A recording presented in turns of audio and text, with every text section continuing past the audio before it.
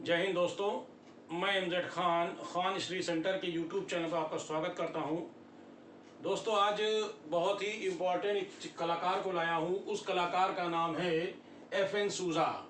ये आधुनिक कलाकार हैं और इस कलाकार का पूरा नाम है फ्रांसिस न्यूटन सूजा। इसका पूरा नाम है फ्रांसिस न्यूटन सूजा। याद रखिएगा, क्वेश्चन अक्सर पूछ लेते हैं कि पूरा नाम क्या है। अक्सर देते हैं और शॉर्ट में नाम देते हैं और अक्सर पूछ लेते हैं कि इसका पूरा नाम क्या है। तो याद रखिएगा, इसका पूरा नाम है फ्रांसिस न्यूटन सूजा। याद रखिएगा। इनके जन्म की बात करते हैं तो इनका जन्म है 14 अप्रैल 1924 में गोवा। इनका जन्म मैंने अभी बताया कि 14 अप्रैल 1924 में गोवा में इनका जन्म हुआ था। और कहाँ हुआ था? गोवा में इनका जन्म सालेगांव, गोवा के गांव है उसका नाम है सालेगांव। गोवा में इनका जन्म साले नामक गांव में, इनका सालेगांव नामक इनमें जन्म हुआ था। और इनकी जो मृत्यु है वो 28 मार्च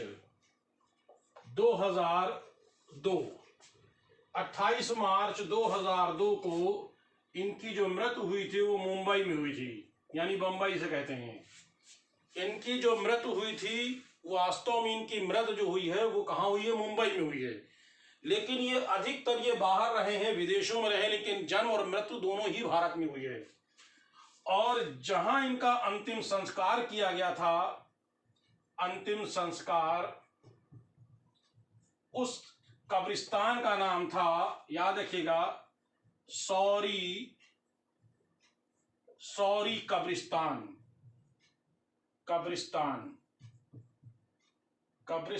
सौरी कब्रिस्तान में इनको दफनाया गया था। ईसाई पद्धति से दफनाया गया था। याद रखिएगा, किस पद्धति से? इनको ईसाई पद्धति से इनको दफनाया गया था। याद रखिएगा मेरी बात को, इनको ईसाई पद्धति से दफनाया गया था। मुंबई में इनका अंतिम संस्कार किया गया था। क्वेश्चन आता है कि ये कौन चित्रकार हैं? तो ये एक आधुनिक चित्रकार है जिनका नाम है FN सूजा। ठीक है। और ये बड़े ही विवादास्पद चित्रकार हैं। याद रखिएगा, ये विवादास्पद याद रखिएगा, ये विवादास्पद चित्रकार हैं। अच्छी तरह ध्यान रखिएगा, इनको विवादास्पद चित्रकार के रूप में भी जाना जाता है। क्यों जाना जाता है विवादास्पद? क्योंकि इन्होंने भारतवासियों को या कह लें स्वदेशियों को भारतवासियों को या स्वदेशियों को इन्होंने कहा था गधा। क्या कहा इन्होंने? ध्यान रखिएगा, इन्होंने भारतवासियों और स्वदेशियों को इन्होंने गधा कहा है। अब सीधी सी बात है कि इन्होंने गधा कहा है तो ये सबसे बड़े गधे यही हो सकते हैं, क्योंकि भारत के किसी भारतवासी जो है जितने भी हो, चाहे किसी भी धर्म के हो, वो बहुत ही उच्च सर्वश्रेष्ठ हैं। क्योंकि इन्होंने प्राचीन काल से लेकर के और आधुनिक तक अपना परचम लहराया है। नाम इनका है फ्रांसिस न्यूटन सूजा। तो भारतवासियों को उन्होंने गधा कहा है और लंदन वासियों को, लंदन अमेरिका, ठीक है, लंदन अमेरिका रोम, यहां के वासियों को भी अच्छा नहीं कहा है। याद रखिएगा, ये किसी को अच्छा नहीं कहते थे। यहां तक कि नारी समाज की जो नारी होती है, नारियों को भी इन्होंने अच्छा नहीं कहा है। इन्होंने नारियों को भी, इन्होंने भारतीय हो चाहे कहीं की भी नारी हो, नारियों को भी इन्होंने अच्छा नहीं कहा है, बल्कि नारियों को उन्होंने धूर्त, मक्कार, याद रखिएगा, इन्होंने नारियों को धूर्त मक्कार और पता नहीं क्या क्या इन्होंने कहा है, जबकि खुद 3-3 शादी किए बैठे थे, जबकि उन्होंने खुद 3 विवाह किए थे, लेकिन नारियों को उन्होंने बड़ा ही खराब इनकी विचारधारा थी। खैर जो भी थे, लेकिन ये हमारे चित्कार हैं। चित्कार हैं, कैसे चित्कार हैं? तो हम सीधे यही कहेंगे कि एक ऐसे चित्कार हैं जो रोमन कैथोलिक ईसाई, यानी रोमन ईसाई कैथोलिक धर्म के चित्कार थे। और इस चित्रकार ने अपने जीवन में जो भी चित्र बनाए हैं वो अधिकतर अनावरता संबंधी चित्र बनाए हैं। तो आइए देखते हैं इन्होंने कैसे चित्र बनाए हैं। इन्होंने जो भी चित्र बनाए हैं, इन्होंने किसी को कुछ नहीं अच्छा नहीं कहा है, लेकिन फिर भी ये चित्रकार हैं। कैसे चित्रकार हैं? विवादास्पद हैं। इनको एक बात और जान लें, नवतांत्रिक कलाकार भी कहा जाता है। इनको आकृति मूलक कलाकार भी कहा जाता है। इनको विवादास्पद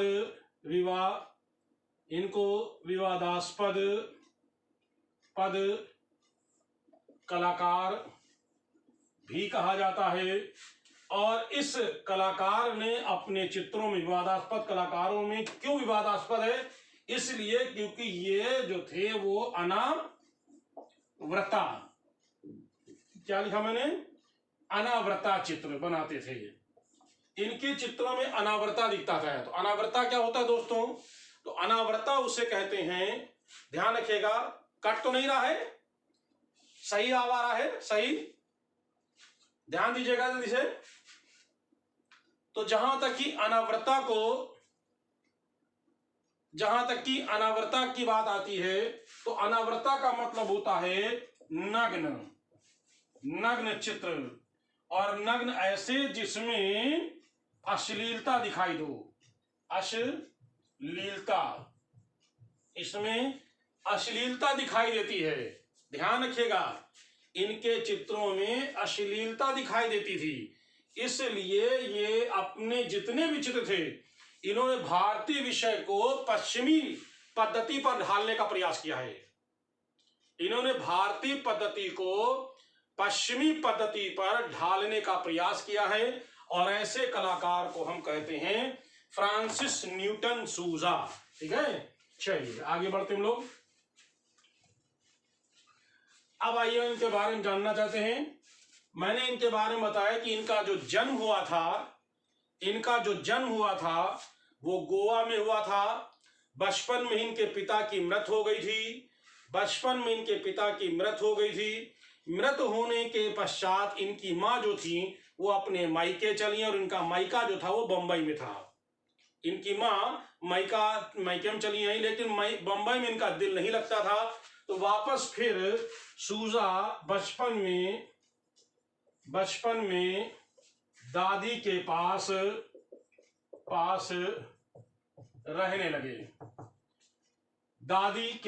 रहने लगे। दादी जब चर्च जाती तो सूजा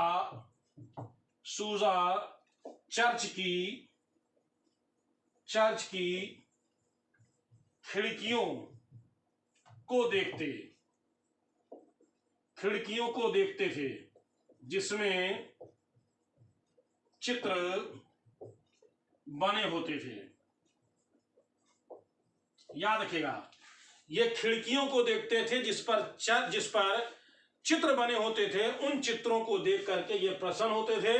बचपन से ही इनके ऊपर जो चर्च की खिड़कियां थी, उन खिड़कियों के चित्र देखते थे। ये चर्च वाली कहानी इनके जीवन में आगे आएगी जब, ध्यान रखना, जब ये गोथिक कला से प्रभावित होंगे। और गोथिक कला चर्च में किसमें है? गोथिक में दिखती है।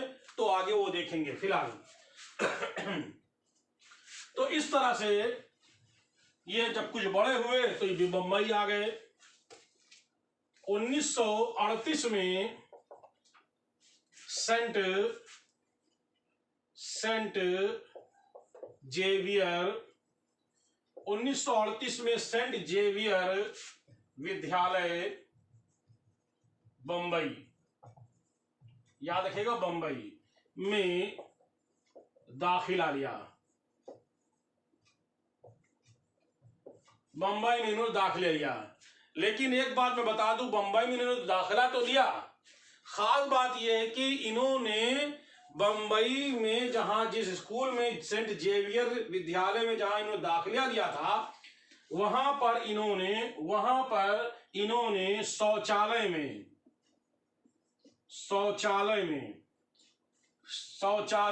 इन्होंने आपत्तिजनक चित्र बनाए।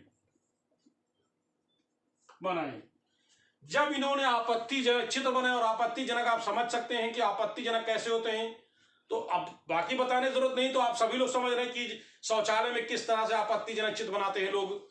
तो उस तरह से जब इन्होंने आपत्तिजनक चित्र बनाए तो स्कूल की ओर से इनको वहां से निकाल दिया गया, वहां से ये निकल गए।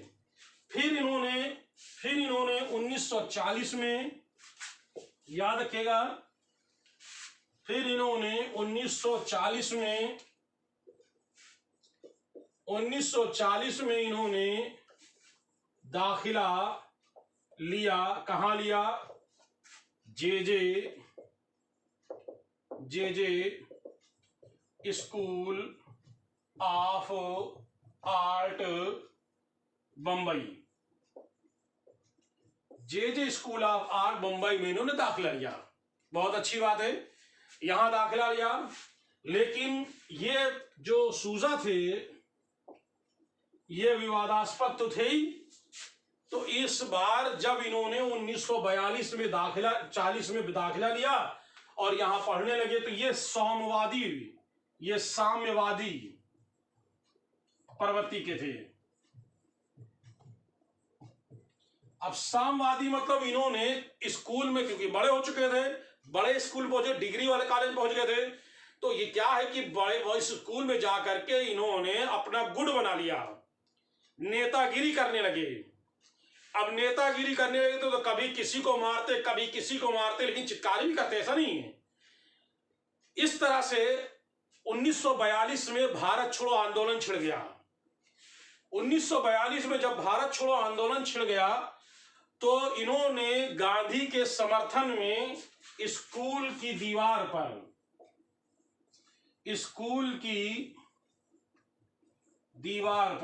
याद रखिएगा, स्कूल की दीवार पर इन्होंने भारत छोड़ो आंदोलन के इन्होंने चित्र बनाए। जब इन्होंने भारत छोड़ो आंदोलन के चित्र बनाए तो यहां से भी कॉलेज ने इनको बाहर कर दिया, निकलो बाहर यहां से, तुम बड़े विवादास्पद टाइप के हो। तो इनको सूजा को 1943 में इनको वहां से निकाल दिया गया, कॉलेज से निकाल दिया गया। याद रखिएगा, विवादास्पद थे ये, कुछ होते ना कुछ लोग विवादास्पद टाइप के, तो इनको कॉलेज से निकाल दिया गया। जब ये कॉलेज से निकल गए तो इन्होंने कहा मुझे किसी से नहीं सीखना, अब मैं खुद सीखूंगा अपने आप से, क्योंकि इन्होंने खुद सीखने का योजना बनाई और इन्होंने विदेशी चित्रकारों को अपना आदर्श बनाया। याद रखिएगा, सूजा ने विदेशी चित्रकारों को अपना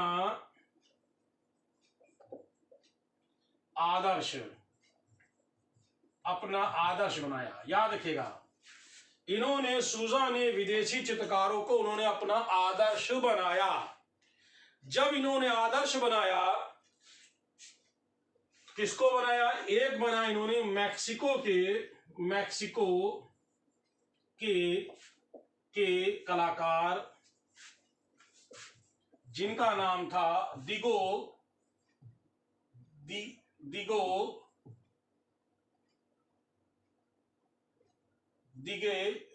रिबेरा। एक मिनट देख लें, उसका नाम था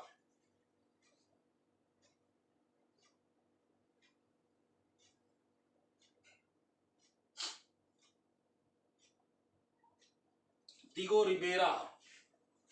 दिगो रिबेरा सही नाम है।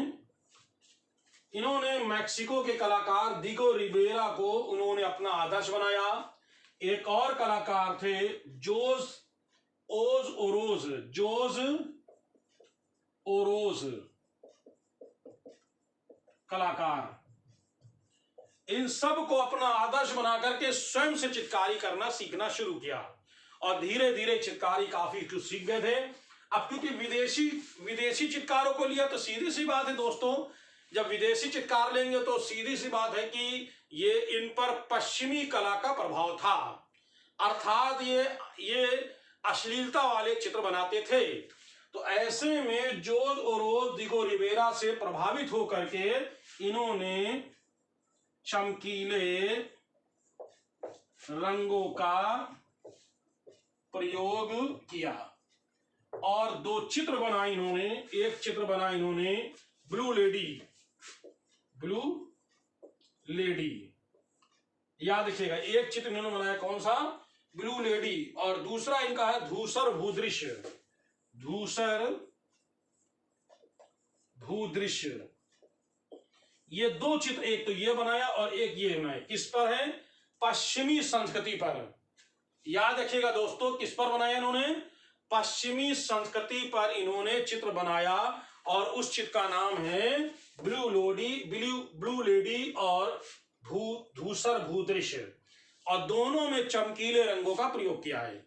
तो इस तरह से ये एक ऐसे कलाकार थे जो विवादास्पद है, जिन्होंने कुछ चित्र बनाए हैं। आइए आगे हम देखते हैं इनके बारे में। इस तरह से सूजा अभी तक ठीक थे, 3 लोग चित्र बनाते थे, इन्होंने बहुत सारे चित्र बनाए। फिर बम्बई आर्ट सोसाइटी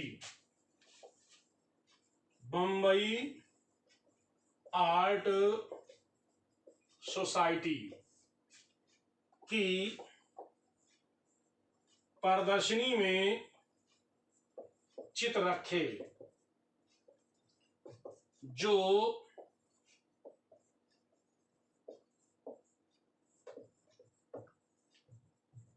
अस्वीकृत कर दिए गए। इन्होंने जब बम्बई आर्ट सोसाइटी की प्रदर्शनी में चित्र रखा दोस्तों, तो ध्यान रखिएगा इनके चित्र अस्वीकृत कर दिए गए। कौन, सूजा।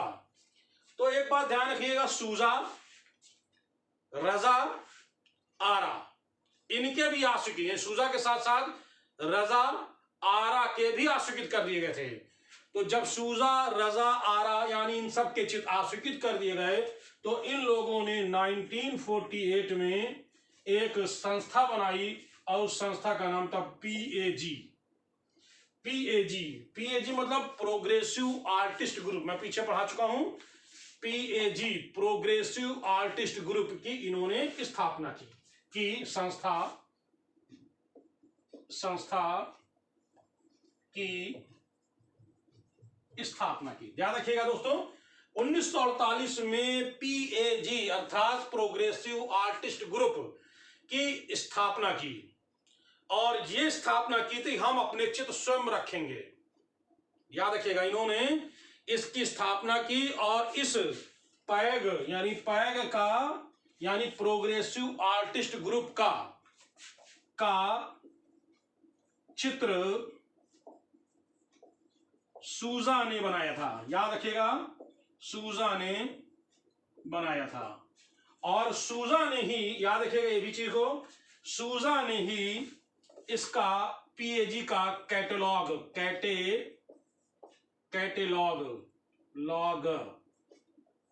तैयार किया था। इन्होंने, सूजा ने ही कैटेलॉग भी तैयार किया था। ये मैं पीछे सब बता चुका हूं। अब आती इनकी कहानी की नया मोड़ लेता है, एक नई चीज दिखती है इनकी चित्रों में। नया मोड़ क्या लेता है दोस्तों, तो ध्यान रखिएगा, जब 1949 में पैग के चित्रों की प्रदर्शनी बंबई में लगाई गई, याद रखिएगा 1949 में पीएजी PAG पैग, पैग संस्था द्वारा प्रदर्शनी में चित्र रखे गए। तो इसमें सबके रखेगा, हमको अभी सबसे मतलब नहीं, हमको केवल इस वक्त सूजा से मतलब है। तो सूजा ने इस पे जो चित्र रखे थे, ध्यान रखना, सूजा ने जो चित्र रखे थे वो सब अधिकतर चित्र कैसे थे, वो अनावृता थे। याद रखिएगा, अनावृता का मतलब होता है नग्न चित्र। इन्होंने जब नग्न चित्र रखे अनावृता वाले, तो लोगों ने इनको अस्वीकृत किया, सरकार ने भी इस पर विरोध जताया और सरकार ने उन चित्रों को जब्त कर लिया। बाकी कहा और पता करो कि इनके पास और कौन कौन से चित्र हैं। इनके घर पे छापा मारा गया। जब इनके घर में छापा मारा गया तो वहां से चित्र तो प्राप्त नहीं हुए, लेकिन सरकार का शिकंजा इनको पर लग गया था।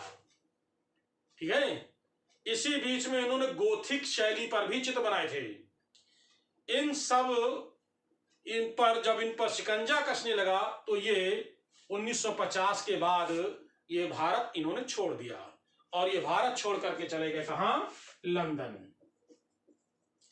लंदन जब गए तो साथ में अपनी पत्नी को भी ले गए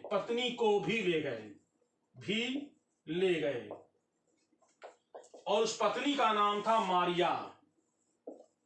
ये इनकी पत्नी है, पहली पत्नी को भी ले गए, उस पत्नी का नाम था मारिया। मारिया ने इनके दुख में इनका साथ दिया था। ये महिला टोपी बेच करके अपने, यानी लंदन में टोपी बेच करके अपने पति की ये मदद करती थी। इनके पास कोई काम नहीं था, बेकार थे, खाने के लाले पड़ चुके थे। ऐसी परिस्थितियों में याद रखिएगा, एक भारतीय व्यक्ति जिसका नाम था कृष्ण मोहन, याद रखिएगा, उसका नाम है भारतीय व्यक्ति हाई कमिश्नर कृष्ण मेनन। ठीक है, हाई कमिश्नर, लंदन के हाई कमिश्नर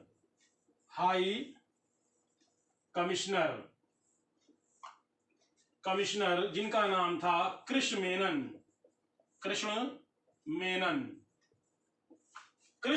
ने इनको, मैं बताता हूं क्या किया इन्होंने।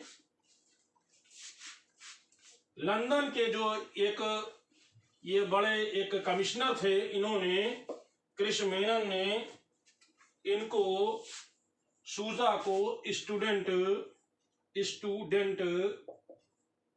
ब्यूरो के भवन पर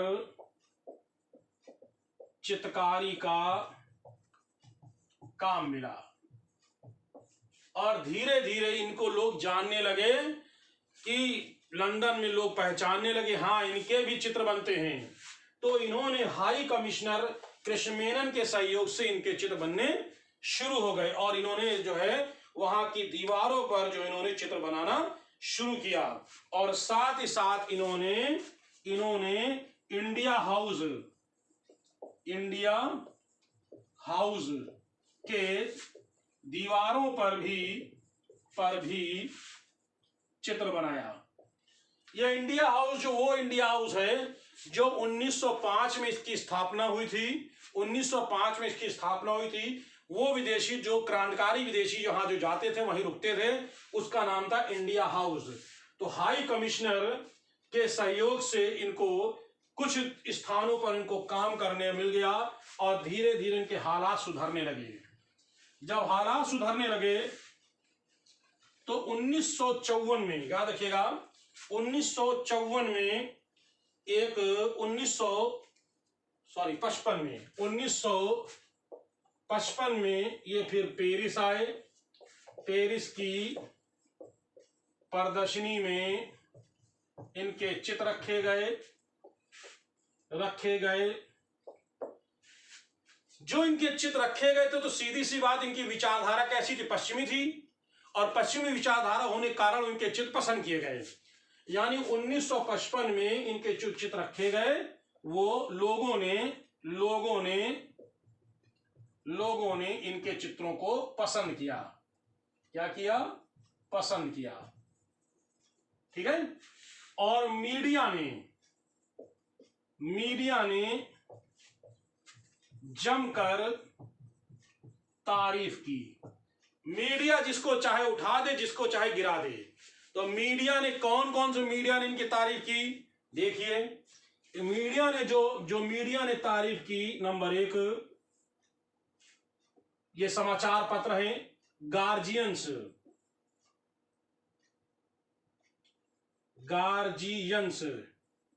ये समाचार पत्र का नाम है गार्जियंस। नंबर 2 और समाचार पत्र है गार्जियंस मीडिया, लंदन टाइम्स,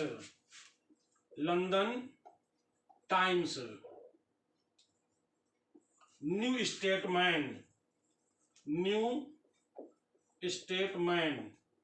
एक और है न्यू स्टेटमैन, इंटरनेशनल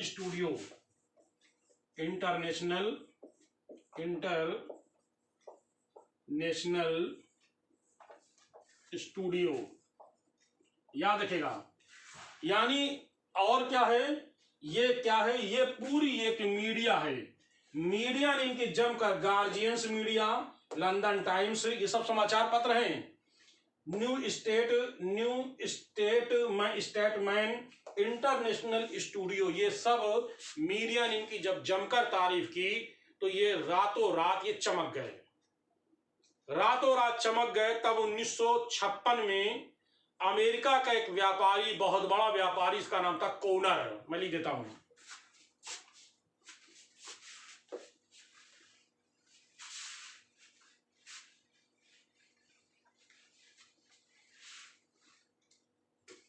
अमेरिका का व्यापारी,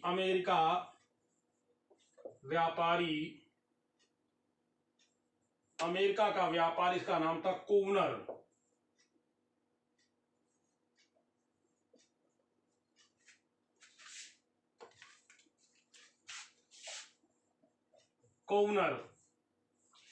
इस अमेरिका के व्यापारी ने इनके 200 चित्रों को खरीदा। 200 चित्रों को खरीदा, कई डॉलरों में खरीदा, और ये बन गए करोड़पति। सूजा क्या बन गए? सूजा बन गए। चित्र जब बिक गए तो बन गए ये करोड़पति बन गए। फिर ये लंदन आए, अपनी पत्नी को ध्यान नहीं दिया इन्होंने। ध्यान रखना, इन्होंने अपनी पत्नी को नहीं ध्यान दिया, और करोड़पति बनने के बाद लंदन में इन्होंने दूसरा विवाह किया, और इसका नाम था लिसोलेट। पत्नी का नाम था, ये दूसरी पत्नी थी जिसका नाम था लिसोलेट के साथ रहने लगे और चित्रकारी करने लगे। समझा ना आप लोग को? लिसोलेट के साथ रहने लगे और चित्रकारी करने लगे। इनकी जो भी चित्र थे वो सभी चित्र, ध्यान रखना, जो भी चित्र इनके थे वो सभी चित्र जो थे वो पाश्चात्य पद्धति पर ही थे। इन्होंने गोथिक पर भी चित्र बनाए हैं। इस तरह से 1967 में भारत आए। तब यहां आकर के इन्होंने बंबई और गोवा पर चित्र बनाए।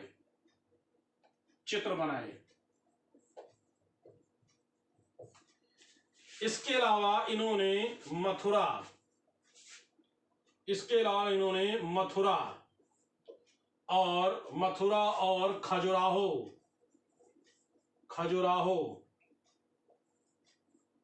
पर आधारित इन्होंने चित्र बनाए, और उस चित्र का नाम था प्रणयी। इन्होंने मथुरा, और उनमें सब में इन्होंने अश्लीलता दिखाया है। कहीं पर शुद्धता नहीं दिखती है, सब में अश्लीलता ही दिखाई देती है। तो ध्यान रखना दोस्तों, इन्होंने इस तरह के ये चित्र बनाए, और उस चित्र का नाम अभी मैंने आपको बताया है, इसका नाम है प्रणयी। इसी तरह इन्होंने एक और चित्र बनाया था, वो चित्र का नाम था, फिर इन्होंने गोथिक,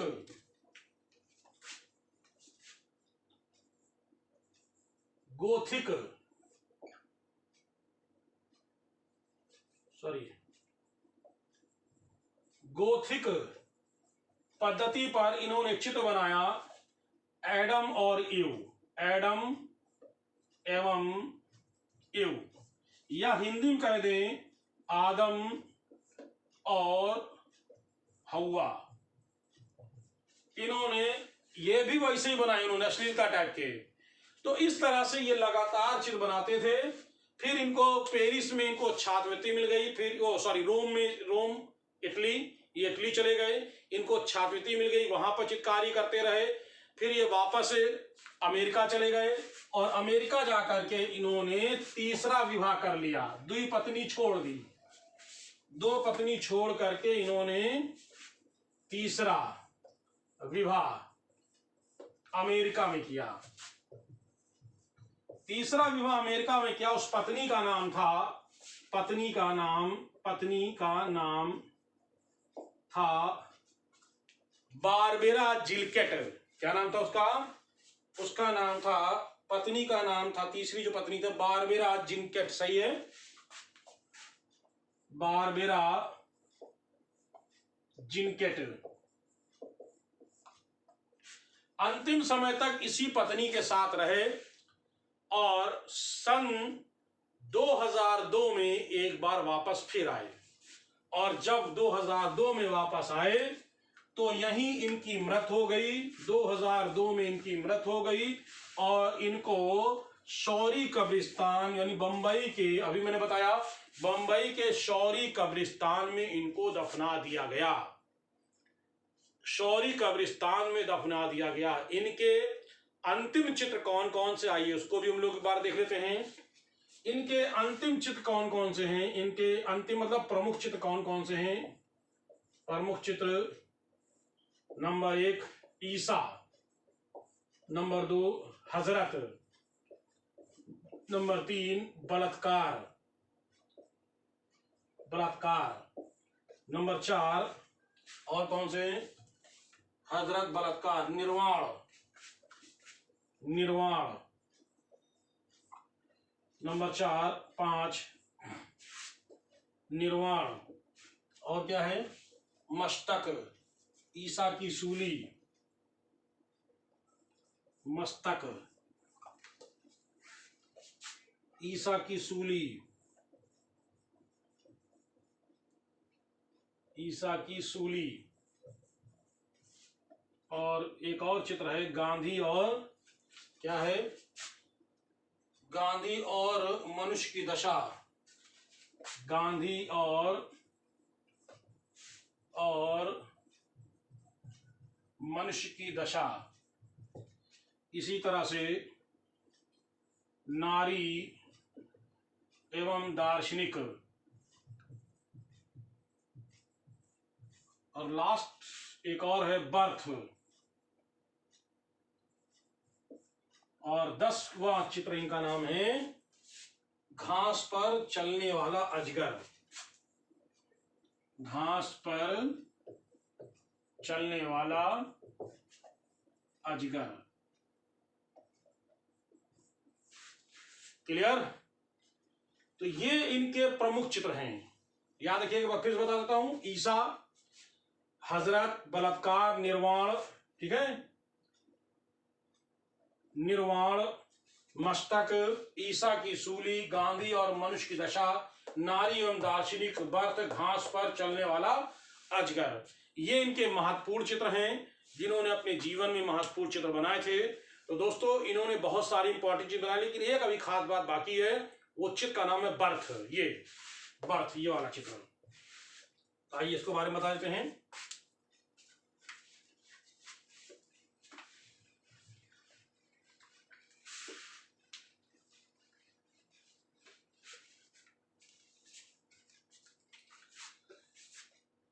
दो 2005 में लंदन की क्रिस्टी की नीलामी में नीलामी में बर्थ नामक चित्र बिका। इसे किसने खरीदा था? इसे खरीदा था भारतीय व्यापारी अनिल अंबानी की पत्नी टीना अंबानी ने। इसे टीना अंबानी ने इसे 11.30 करोड़ यानी 11 करोड़ 30 लाख रुपए में इसे खरीदा था। याद रखिएगा कितना है? 11 करोड़ 30 लाख में इसे टीना अंबानी, अनिल अंबानी की पत्नी टीना अंबानी ने इस चिट को खरीदा था। क्लियर हो रहा है? ये चिट खरीदा गया था। फिर इन्होंने इस चिट को अपनी हारमनी आर्ट्स एक सोसाइटी थी उसके लिए खरीदा था। लेकिन व्यापारी ही होता है, ठीक है? जहां फायदा दिखता है वहीं अपना जुगाड़ लगा लेता है। इन्होंने इसी चित्र को कौन सा? बर्थ वाला, ये चित्र बर्थ वाला, इस चित्र को जो खरीदा था इन्होंने 11 करोड़ 30 लाख में, इस चित्र को इन्होंने 2015 में, ठीक है, दिल्ली व्यापारी